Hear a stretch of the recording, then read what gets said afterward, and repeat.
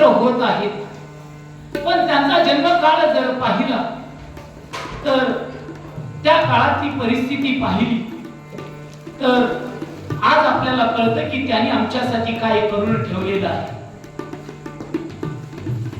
11वे शतक, 11व्या शतकात त्र्यंबकपंत नावाचे त्यांचे आजोबा होते. मूळ गाव आपेगाव. आपेगावचं कुलकर्णी पद त्यांच्याकडे होतं आणि या आपेगावच्या कुलकर्णी पदाकडे 24 गावं त्यावेळी होती.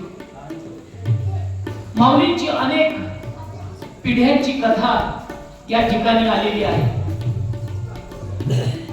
आपेगावी राहत असताना आपेगावचं कुलकर्णी पद त्यांच्या पूर्वजांच्याकडे होतं आणि मग पूर्वजांच्याकडे असताना त्र्यंबकपंतांनी हजारो मोहरांच्यावर एक 24 गावांचा कार्यभार स्वतःकडे घेतलेला होता. ऐका, आपल्याला प्रस्तावना फक्त सांगतो आहे.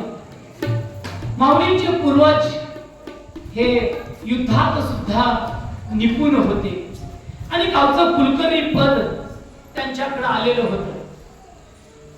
त्र्यंबकपंतांच्यावर गोरक्षनाथांची कृपा झाली होती. गोरक्षनाथ हे मच्छिंद्रनाथांचे शिष्य आणि मच्छिंद्रनाथ हे आदिनाथांचे शिष्य. ज्यावेळी उमेला शिवजी आत्मज्ञान सांगत असतात त्यावेळी पार्वती आई साहेबांची झोप लागली आणि भगवान मच्छिंद्राच्या रूपानं त्या कैलासाच्या सरोवरात प्रकट झाले आणि ती कथा ऐकायला लागले. ते मच्छिंद्रनाथ माऊलींच्या पंजोबाचे आजोबा असणारे त्र्यंबकपंत यांच्यावर ज्या गोरक्षनाथांची कृपा आहे, गोरक्षनाथ अगोदर कळवून घेऊयात, त्यांचं सामर्थ्य अगोदर कळवून घेऊयात आणि मग आपण माऊलींच्या भावचरित्राकडे येऊयात. कारण कोणतंही कुळ गुरूंच्या कृपेशिवाय, संतांच्या स्पर्शाशिवाय, संतांच्या रजतनाशिवाय पवित्र होत नाही. महाराज, पवित्र ते कुळ, पावन तो देश. तो देश, ते कुळ पवित्र होत जे ते हरीचे दास जन्म घेती. आम्हाला वाटतं माऊलींची परंपरा संतांच्या मांदी यायची नक्कीच आहे.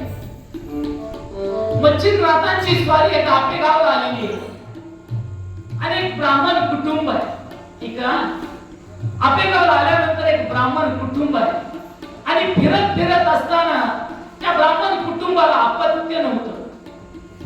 मी गोरक्षनाथ सांगतो, थोडंच ऐकतो.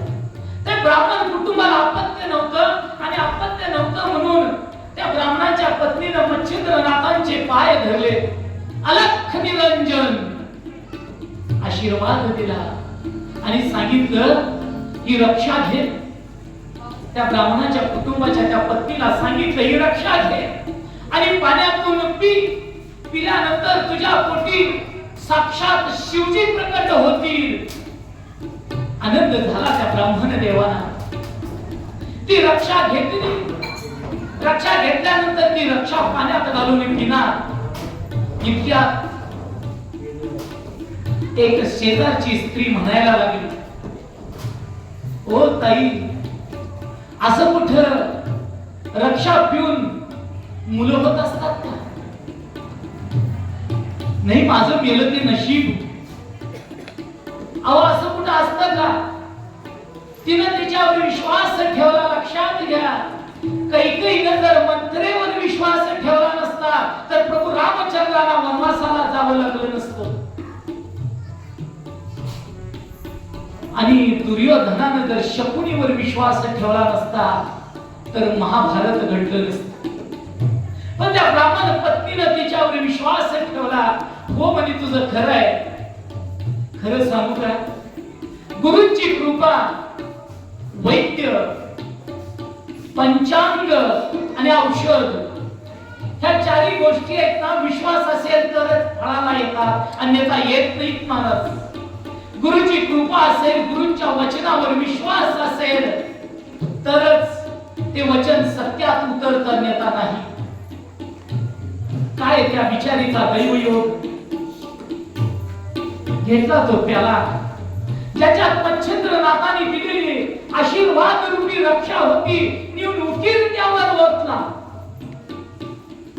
उकीर त्यावर ओतला. ब्राह्मण काका विचारायची का मच्छिंद्रनाथांचा आशीर्वाद अजून कसा खरा होत नाहीये. एक एक एक 2 वर्ष असं करत 12 वर्षाचा काळ लोटला आणि 12 वर्षांनी मच्छिंद्रनाथ त्या ब्राह्मणाच्या दारात उभे राहिले. अलख निरंजन आणि उभे राहिल्यानंतर विचारलं ब्राह्मण काका. त्या काकूना बोलवलं, काकू तुमचा मुलगा आता 12 वर्षाचा झाला असेल ना. तुमचा मुलगा आता 12 वर्षाचा झाला असेल ना. आम्ही नाही ओळखलं साधू बुवा तुम्हाला. आम्हाला मच्छिंद्रनाथ म्हणतात. मी 12